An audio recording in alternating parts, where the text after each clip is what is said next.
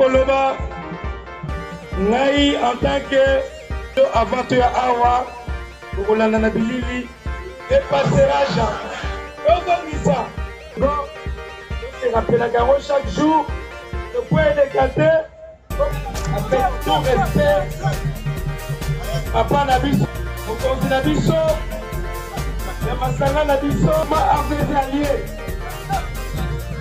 papa azali awa na lukunga bazalewa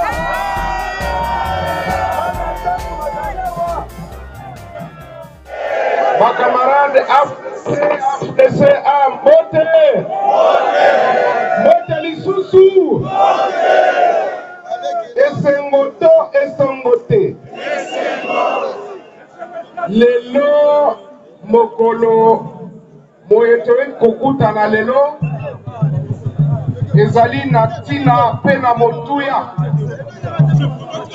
na ndenge secrétaire général ya FDC auti koloba awa bolandaki maloba ya vice-présidente Mama Jackie Bello oyo azali kokamba regroupement na biso na ville ya Kinshasa.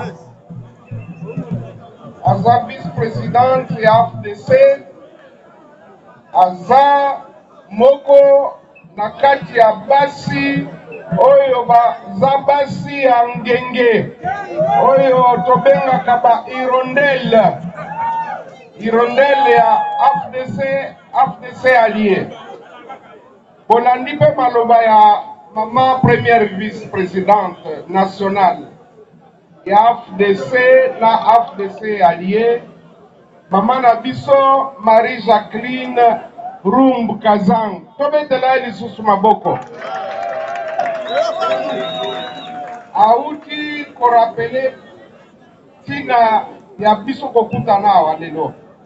Lelo toye pona koloba. Tolobi ete toza kolancer officiellement campagne ya enrôlement ebandi na Kisasa ti na ba province nyonso.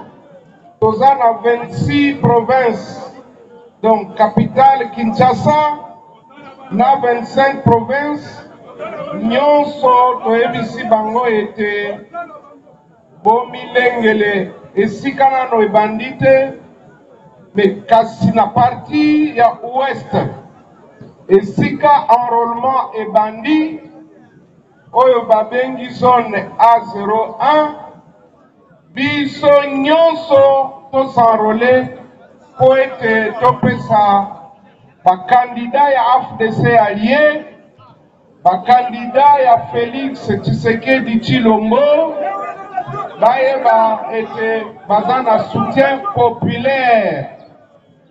Biso oya biso mokonzi ekouta kaka toujours na peuple eyokani ekouta na senite ekouta na cour constitutionnelle te ekouta na moyibi te oya biso ekouta na population eza bongo te na yango tolobi ete mbala oyo miso na biso mifungwami makasi awa na otala mutu na mutu aza na miso mibale me mbala oyo koya na kosenga bozala na miso mine, mibale na liboso mibale na nsima po ete nzela ya moyibi emonana te, moyibi amoko azwa nzela ata ya muke te. La première des choses, l'enrôlement, c'est un devoir civique et citoyen dont tout Congolais est obligé de pouvoir s'enrôler. Il est important à signaler à la population congolaise que nous pouvons être importants dans ces enjeux politiques que si nous contribuons à notre voix pendant les élections.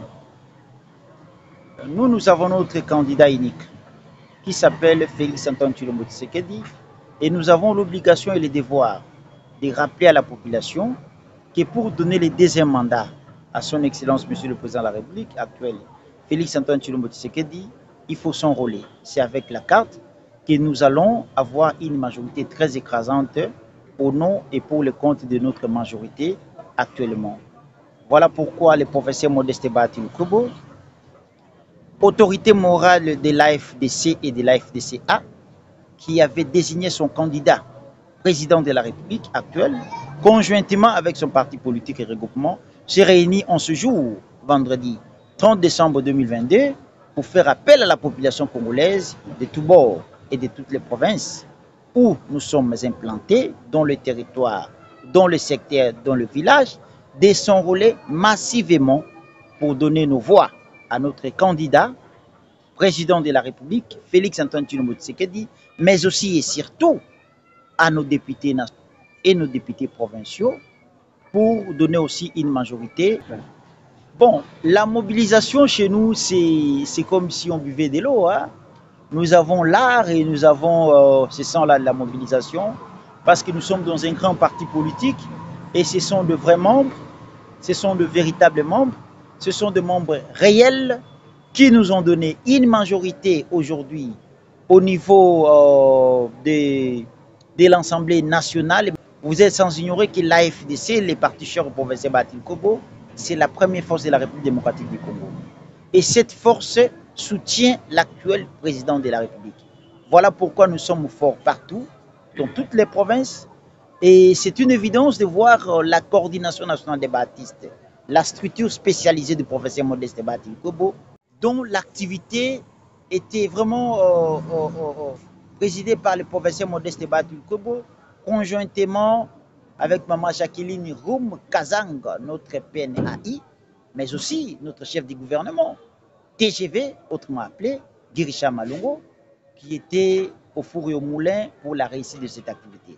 Donc pour nous, la FDC, les partis chers au professeur Modeste Batil Kobo, nous sommes partout en République démocratique du Congo et nous en appelons à la population congolaise et à nos militants de s'adhérer massivement au parti, mais aussi de s'enrôler pour donner nos voix à notre candidat unique, président Félix Tshisekedi Tshilombo, aux prochaines élections présidentielles, mais aussi élire nos députés nationaux, nos députés provinciaux, pour donner aussi une majorité au niveau du Sénat. Tel a été le message du professeur Modeste Batil Kobo. Voilà.